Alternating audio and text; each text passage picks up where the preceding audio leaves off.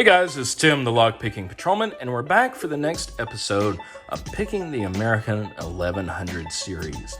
Last time I showed you how to pick one of these when the shackle was open, and how that allows you to learn the feedback of the lock and learn what to listen to.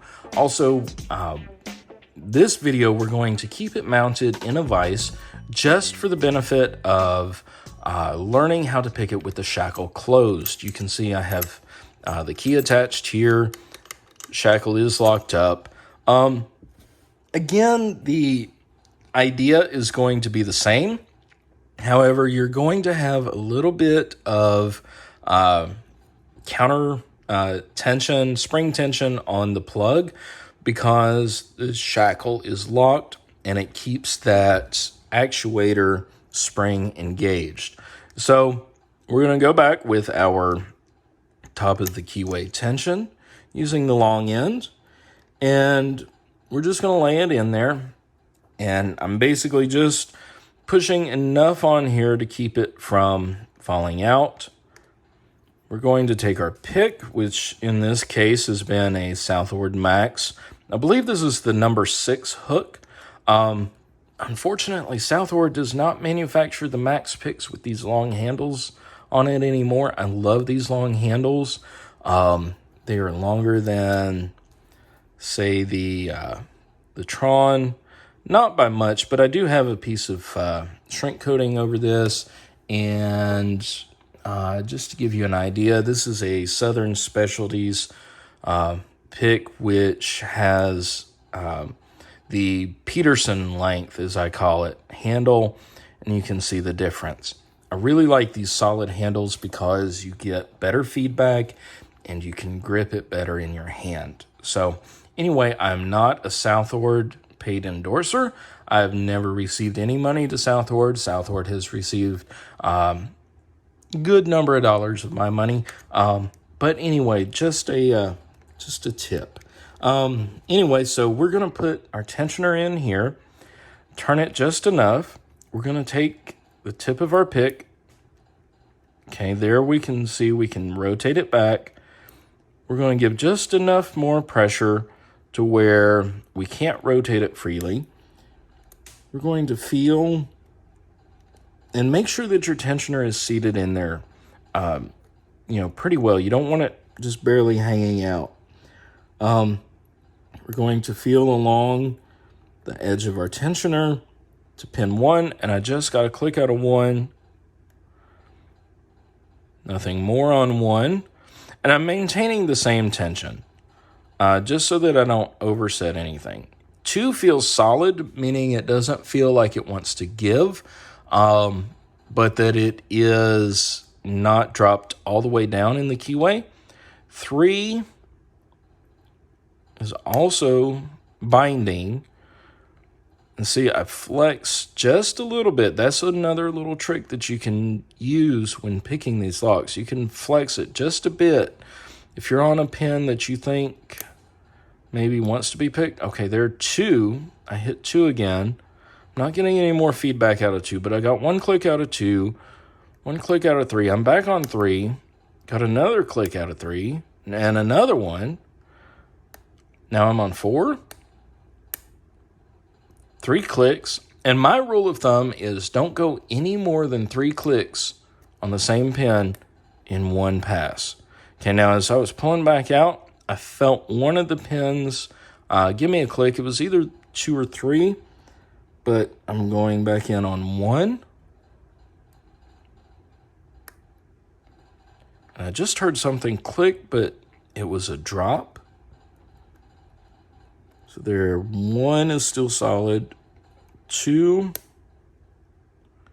gave me a click. Okay, 3 gave me a click. And pay attention to this thumb and the amount of tension, the amount of pressure I'm putting on my tensioner. Okay, look at that. I just barely nudged 1. I didn't get a click, but that whole tensioner just dropped a bit. And that put us in a false set, which means that We have overcome a serrated pin, and we have spools that are in play now. So what we're going through looking for now are pins that when we push up on it with the tip of our pick, we feel push back this way in the tensioner because of how those spools sit crooked in there when they are set. Like we looked at it in the very first video, we want to push, turn the plug up to where that spool aligns back straight up, and we get it pushed up to where it needs to be.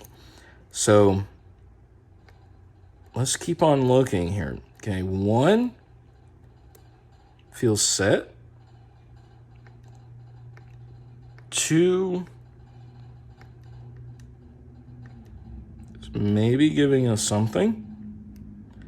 So you see me pull back with the tensioner, and I'm just very gently easing up on that pin, but I think I just overset it. So I let down on the tip of the pick with it still on the pin and eased my tension back into place. Again, it's sort of like, okay, there I touched 1 again. And I think I corrected for that overset.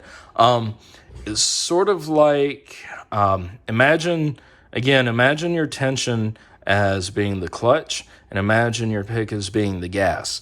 And what I just did was like taking off on a steep hill in that manual transmission. So I'm going to move on to pin 3. Pin 3 is not sending anything.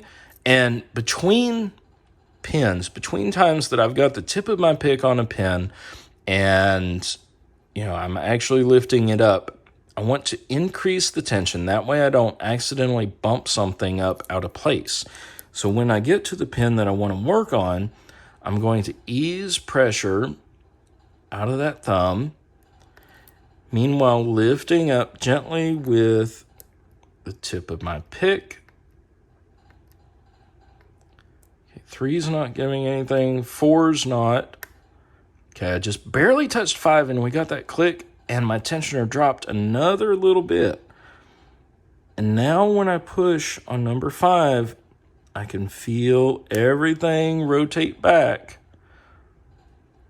And remember, the spools in these have that little serration at the bottom. So I just got a click after it pushed back that way, but I don't think we're quite done with it. Okay, I just got another little click out of it. I'm not going to take it any further. I'm going to leave it right where it is. Come back to the beginning. Hit number 1.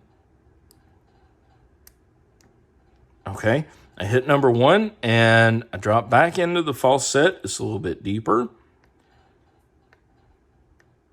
Okay, number 2's not giving me anything right now. 3.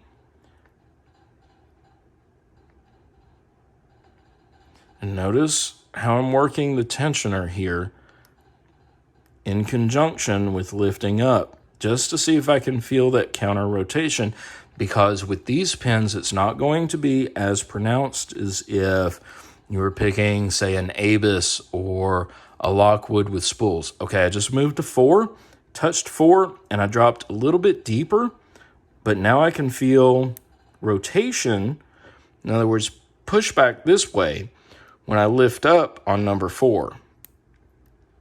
So I'm going to apply just very, very light pressure on the pin on number 4 with the pick, and then sort of guide the cylinder back, and I felt it set, and there we go. So the name of the game when picking with the shackle closed, and really with anything with these spools, is it's okay to vary your tension. Go back and forth with it. You can adjust this, especially when it's in a vise. That's when you're going to learn how much you need to adjust and rotate the core and feel how those pins set in there, and how they rotate and everything. So Anyway, I hope this gave you some good information. Next time we're going to look at picking one in hand and not using the vise, and hopefully that will help. And then we'll round out the series by picking something that is really, really worn out. I will tell you guys the story on this lock. If you want to know the story on that lock before I get to it, go back through my older videos, look up the Ace 527 videos, and you'll be able to learn the story on that. Anyway, thank you for tuning in today. Appreciate it. Appreciate any questions, comments. As always, leave them below. Stay safe, stay healthy, stay out of trouble. Please stay out of trouble. If you see one of these, don't run up to go pick it. All right? Unless if it's yours and it's mounted someplace at your house and you don't rely on it. But anyway, all right, guys. See you next time.